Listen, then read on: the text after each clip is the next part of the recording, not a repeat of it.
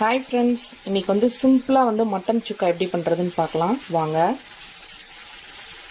First mutton சுக்காக்கு தேவையான பொருட்கள் என்னென்னு பார்த்துருவோம்.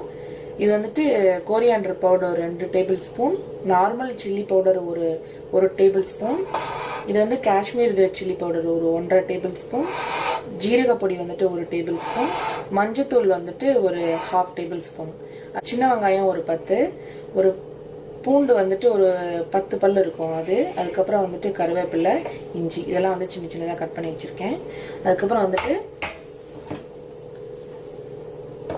மட்டன் வந்து 1/2 கிலோ இருக்கும். உப்பு மஞ்சத்தூள் போட்டு நல்லா வாஷ் பண்ணி வச்சுருக்கேன். இப்போ இதெல்லாம் வந்து ஒன்றா போட்டு ஒரு 10 விசில் விட்டுக்கலாம். என்னோட குக்கர் வந்து ஒரு 10 விசில் விட்டால் தான் வந்து நல்லா வேகும். உங்களுக்கு எப்படி வந்துட்டு நல்லா வேகுமோ அந்த மாதிரி விசில் விட்டுக்கோங்க. ஃபஸ்ட்டு வந்து இதை குக்கரில் ஆட் பண்ணிடுவோம்.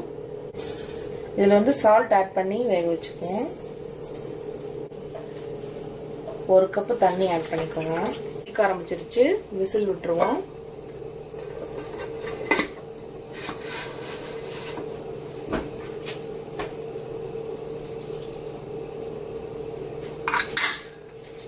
இப்போ வந்துட்டு 10 விசில் விட்டாச்சு, பார்க்கலாம் எப்படி இருக்குன்னு.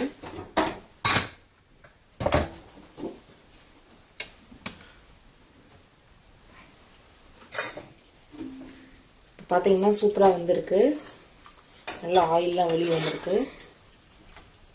உப்பு பார்த்துக்கோங்க. மசாலா ஏதாவது கம்மியாக இருந்தால் நம்ம தாளிக்கும் போது மசாலா ஆட் பண்ணிக்கலாம்.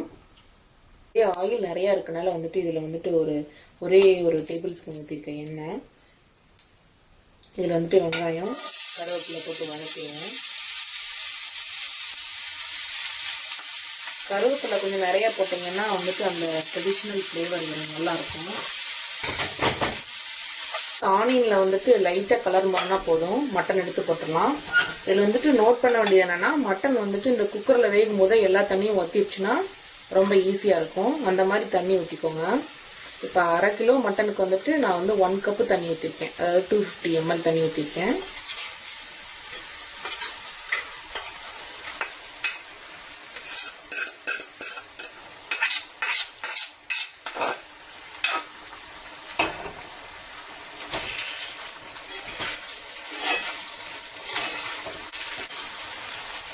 வந்துட்டு இதை போட்டு ஒரு கிளறி விட்டதுக்கப்புறம் நம்ம கரம் மசாலா போட்டு ஆட் பண்ணிக்குவோம்.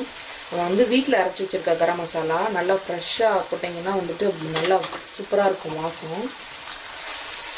அவ்வளோதாங்க, 10 மினிட்ஸ் நல்லா கிளறி விட்டதுக்கப்புறம் வந்துட்டு இந்த மாதிரி ஆகிடும், நல்லா ட்ரையாக. பாருங்கள், சூப்பராக இருக்குது. ரொம்ப சிம்பிளாக இருக்கும் செய்கிறதுக்கு. நீங்களும் செஞ்சு பார்த்துட்டு சொல்லுங்கள்.